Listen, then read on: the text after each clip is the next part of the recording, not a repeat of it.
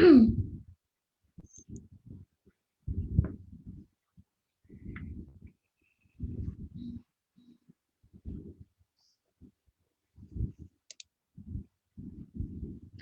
right, Payal. So we are live Hi. on Facebook, and let's just wait for some people to join us, and then let's start with the session.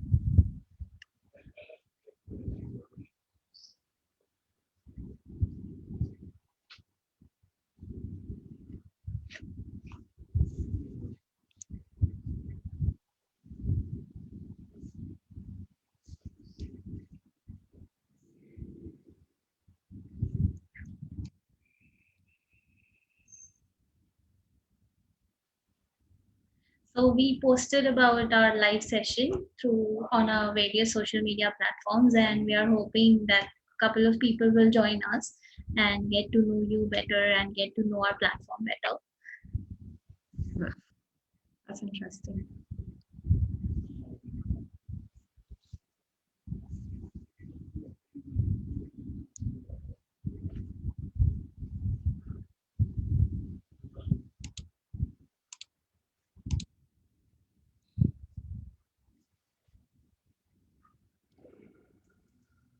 So Payal, we maybe know that where are you based in? I'm based in Bangalore. You're from Bangalore, and since how many years have you been teaching the language, Japanese language? So I started teaching in 2019. Mm-hmm. So that's 2 years now. So 2 years. Okay, Yeah. that's awesome.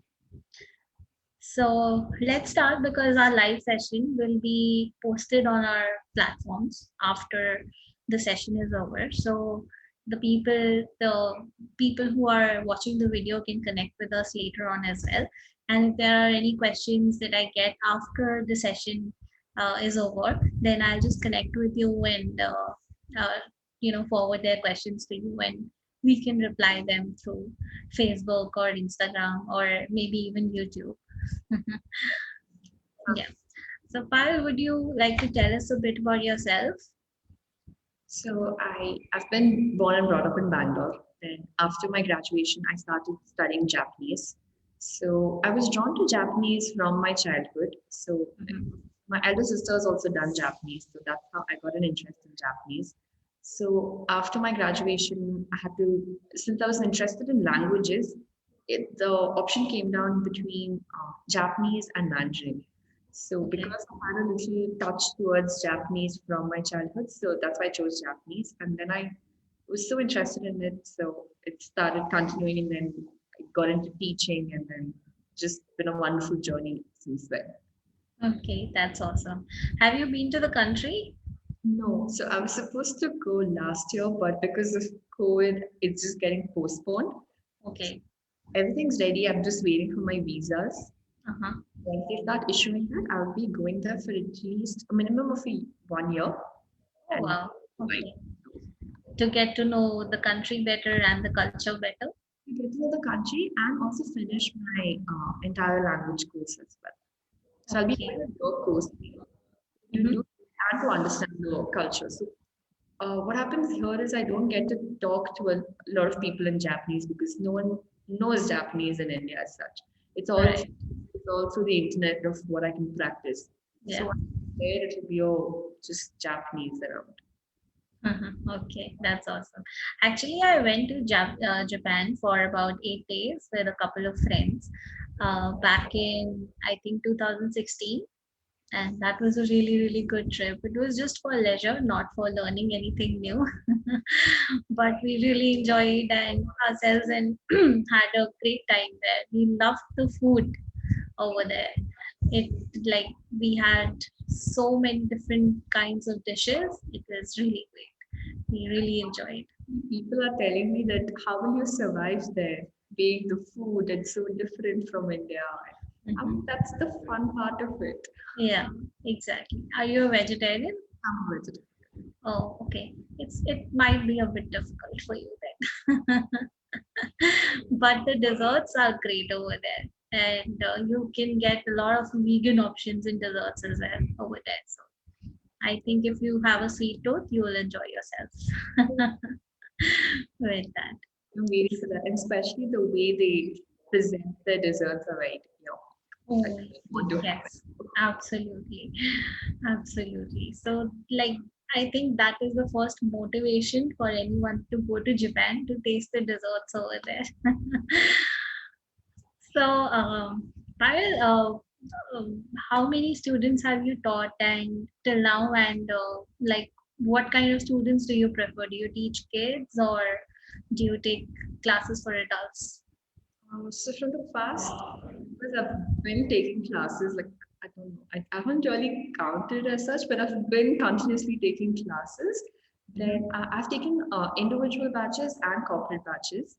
Okay. So individual batches, it's so by age group is varies. It's I've taken my youngest student I think was around 10 years, and Okay. my oldest has been around 56 years. Oh, wow. Huge age gap. So I've kind of thought through all the age groups and in different batches as well. So like a one-on-one session and a group of individuals or a corporate. So depending on the requirement, like, we change our courses accordingly. Okay.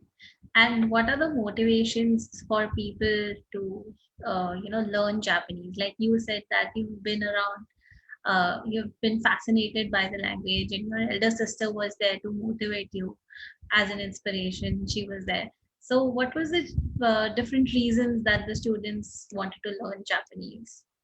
So for the different reasons, actually, can I share my screen for that? Yes, of course, please.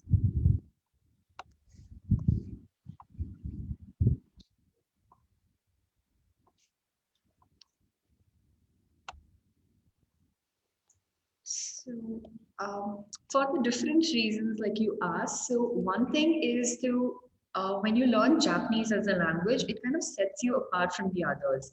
Because Mm-hmm. every time you hear that people are learning the European languages more, at least in India, they're learning European languages. Yeah. So competition is less in the Asian languages. Mm-hmm.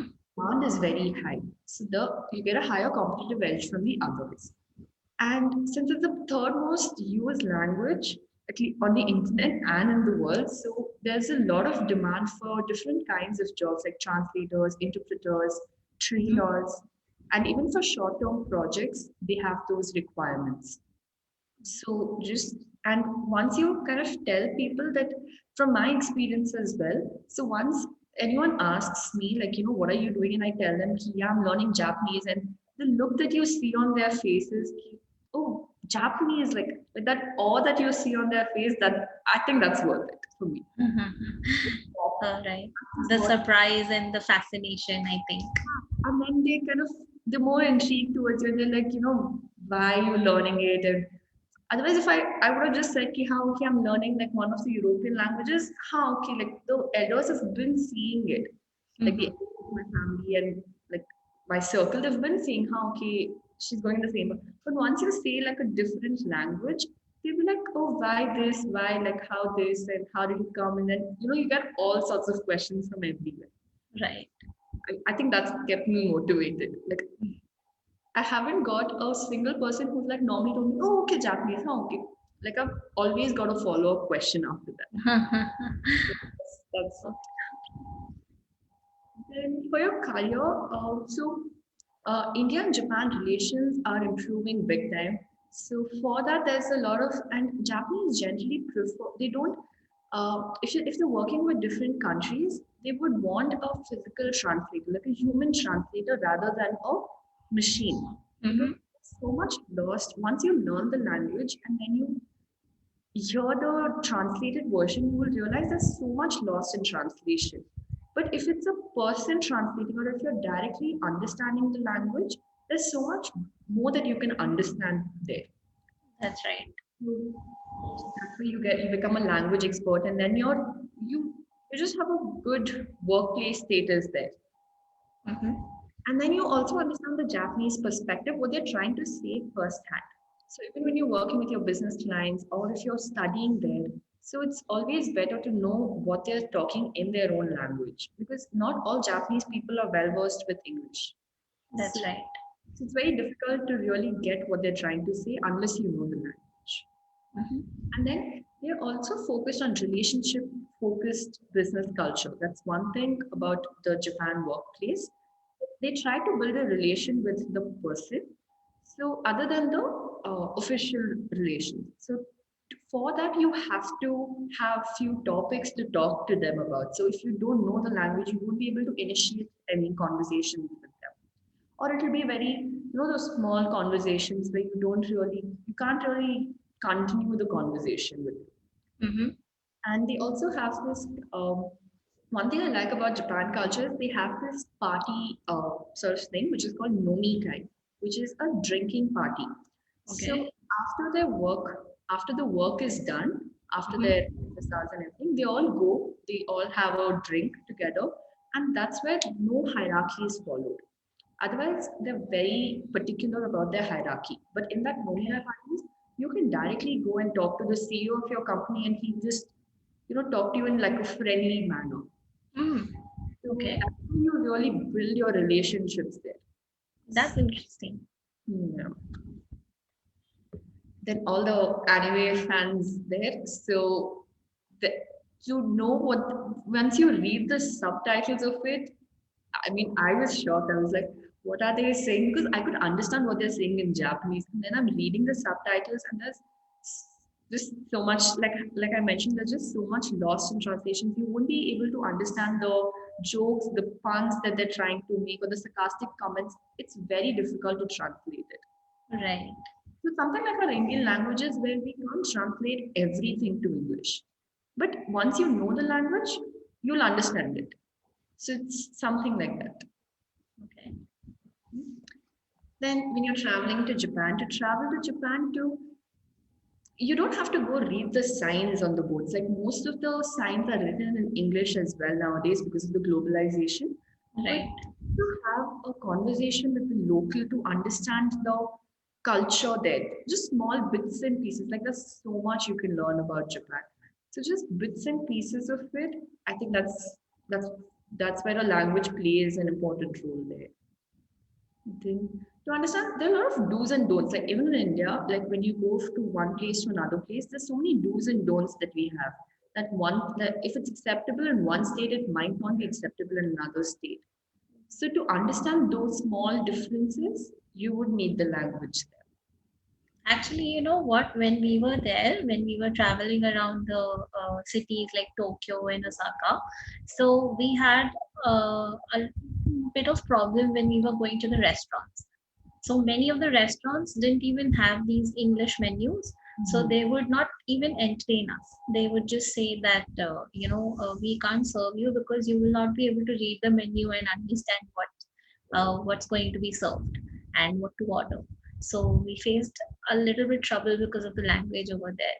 And when you talk about the do's and don'ts of the region, I think there are many restrictions even when you are handling chopsticks when you are eating. So there are many things you have to consider that you can't put your chopsticks down on the table or at a particular angle in the bowl, or there are many things related to that. You can't keep it upright you can't pass food with your chopsticks Yeah, one exactly. thing to another. So Exactly. kind of related to the death ceremonies in Japan. So Yeah. all those, and they're very particular about the death thing there. Yeah. So another thing, so in the number system, the number four is actually they have two words for the number 47 because Mhm. one number is related like it's very similar to death. So Okay. they have she and Myon, and for seven they have Shichi and Nana. So she and Shichi are related to death, Okay. close by there. So they wouldn't use that for for at least for time, years, months. They wouldn't use it. Okay. So they're very Wow. particular about their death. So it's a sensitive topic for them. Okay. Then some people like me who really like learning languages, I think it's something that you would challenge yourself. So there was a point when I was actually choosing languages. I'm like, okay, why not just, do something that I can challenge myself to with it? Like, Mm-hmm. go for it. Like, there were so many people who told me that time itself, ki, why Japanese? It's going to be so difficult and it's so confusing that you won't understand half the things they're saying. Like, it's so similar. And I got so many things about it. But Mm-hmm. I think after learning the language, I don't think it's that confusing because once you learn the language, you can differentiate between the languages. So Okay. basically, Mandarin, Korean, and Japanese is all same. Like, how will you differentiate it? It's not. It's not. Like, just because I know Japanese doesn't mean I can also speak Mandarin. I Yeah, understand, absolutely. I can recognize a few parts of it, like few letters or probably something on kanjis probably, but I won't Mm-hmm. be able to talk to you in it. Right. So that's one thing. These are the myths that I heard. So they said it's impossible. It's going to be impossible. It's going to be so difficult for you and all that. But being an Indian, I think it was an advantage because the grammar patterns are very similar. So one To English? to our regional languages, our Indian Okay. languages. That Okay. so once they were trying to explain me the grammar, Mm-hmm. like when I was learning, my teachers were trying to explain it to me. So I could actually relate it better to Hindi since my second language is Hindi. So Yeah. I was very comfortable with it and I could relate it much better to that Okay. rather than English. So even my teachers, like they knew Hindi, Kannada, Tamil, like the different various people around. So they Right. would explain it in those languages and it was much easier rather than learning it in English. Okay. After a point when you're learning the language, it's very important you start thinking in that language Right. rather than, thinking in English and then translating it and then that's a huge long process. So as and when you get into the language, it's kind of it just happens. It should go with the flow. So I Yeah. think it's impossible there. Another thing I heard was that um, you should be young to learn Japanese because it's so difficult. It's going to take so long. Like it's going to take a lifetime for you to learn Japanese. It's so difficult. There's so many characters. Mm-hmm. But I don't think there's any starting age to learn something new. Right. When you want to learn, you learn something new. It doesn't mean you have to become an expert in it. It just, if you reach like a normal, reasonable level to it, I think that's good. Right. Absolutely. I agree with that. There is no age to learning. Then a lot of, so once I started teaching, so when I was a student, I was not into anime as such. Mm-hmm. I had watched a few animes here and there, but I wasn't very into it. So, but Mm-hmm. once I started teaching, I got a lot of students who were very interested in anime and they came to learn the language only with the sole purpose of understanding anime. They had Okay. nothing to do with Japanese other than watching anime. So Okay. the one question I get asked is, "Ki, why can't I learn Japanese through watching anime?" Mm-hmm. You can't do that because the anime being an entertainment sector, they talk in a very casual way, Right. which if you talk in a normal real life situation, you will be considered very rude to a person. Right.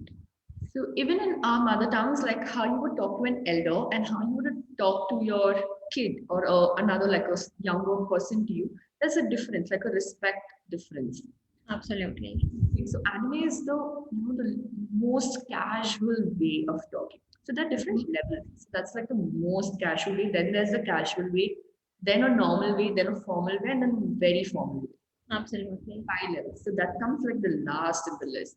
Mm-hmm. That if you go talk in your office or if you go talk to an elder, they'll be like, they wouldn't really with you because they'd be like you're disrespecting them. Right. That's one thing. You can't understand the technicality of a language through So, something that's from entertaining sector. but it definitely helps you in learning vocabulary and Mm-hmm. just getting used to hearing the language. Okay. In those terms, it's very helpful, but you Mm-hmm. need to learn the language. And then it's very similar to Chinese. No, it's not at all similar to Chinese. just because the kanjis are nothing but Chinese letters, but even the Chinese they changed their letters. That's why we have an old Mandarin and we have a new Mandarin there. So Okay. even they have changed their characters. So just because the characters look similar, they're not same at all. So Mhm. if you give me like a Chinese or a Mandarin sentence to read, I would not be able to read it. Like I would Mhm. identify the kanjis, I can tell you the Japanese reading for those. I won't be able to tell you the Chinese readings for those. Okay. So that's another, Mhm. yeah. So these are various things that I think one should really, um, if someone's considering to learn the language, I think these are the various reasons. But then it also depends on the interest of the person. Mhm. If you come with the mindset ki no, no, it's going to be very difficult for me to learn the language and I will not be able to do it.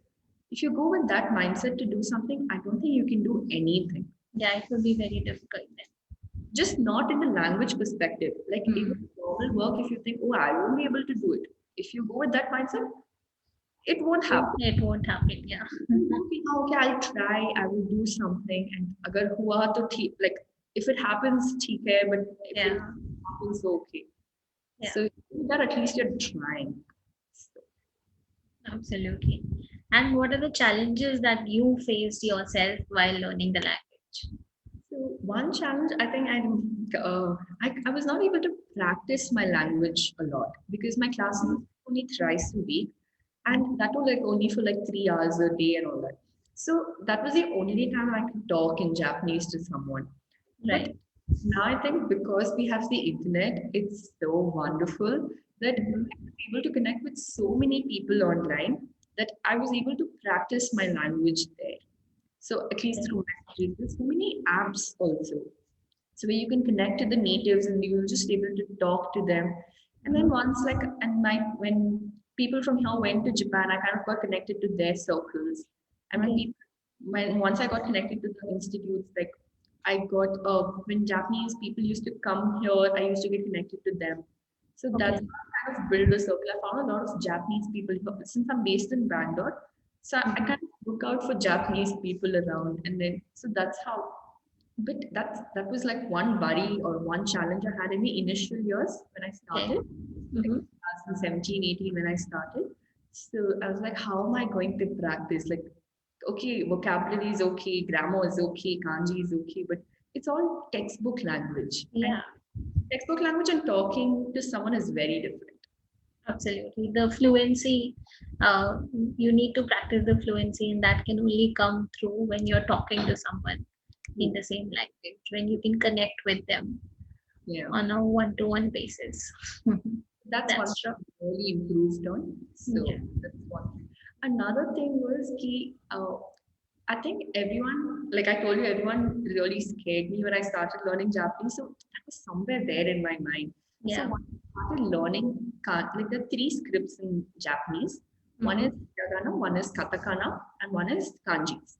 Okay. Hiragana is only for Japanese words, Japanese originated words. So their Hmm. name, their food, the things that they like a chair, table, what they would say in their country.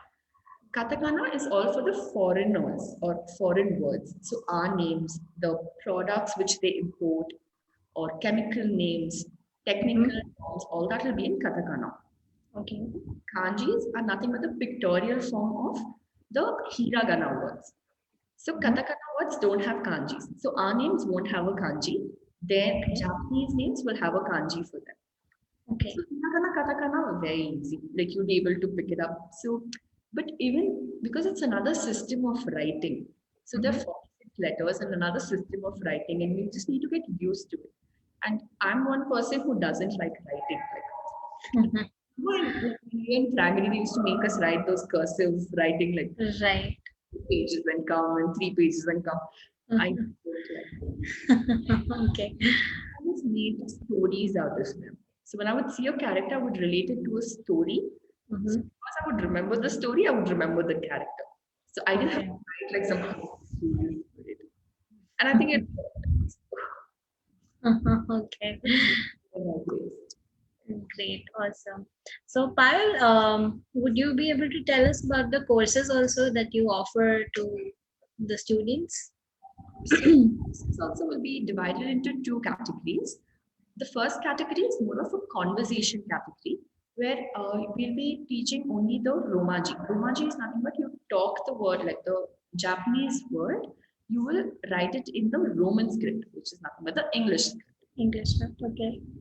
You don't learn the letters or anything there, but you will be able to hold a conversation with the person in different Mm-hmm. scenarios, like what you're looking out for. So it's more on conversation lines, more of talking rather than focusing on the grammar and focusing on the technicalities of it. Okay. And the second type is the formal learning, which is again subdivided into 5 levels. Mm-hmm. N5 being the lowest level, so it goes from N5, N4, N3, N2, N1, N1 being the highest, like a Okay. ultra order. So over there, first you start off with the letters, then you learn a few kanjis, a few grammar patterns to talk, and like it goes level wise. That's already like predefined, preset. The levels are already set there, so you Okay. learn it according to that.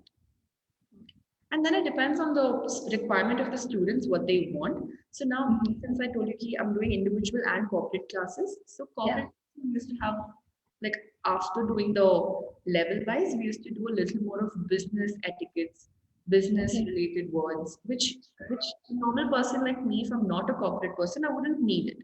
Okay. So even like we had a team where it was more of like a technical team. So they needed a lot of technical words and manufacturing words and all that. So which a Mm-hmm. normal person, you and me, if you're not in those sectors, we wouldn't want it. So like those basic, uh, we would like cater it to that according to the students, like what are their requirements and why they're learning it. Okay, so you can customize the courses Yeah. according to the student's requirement as well. And there are some set courses that you offer depending on what the student wants to What the student wants to learn. learn. Okay, that's great. That's awesome. So you've already told me about the courses you offer, and they will be live on our website soon, pretty soon, maybe by the end of next week itself. So let's hope and let's get to the students who want to learn Japanese language for any reason that may be. Maybe even just for anime, as you told me. So right now we don't have any questions as such from the live session. But if I get any question, I will connect with you and we'll take the reply to them from you. Okay, thank you so much, Payal, for giving your time and connecting with us on the live session. And we hope that we get to work together for long term. Definitely. All right, thank you, Payal. Thank you so much.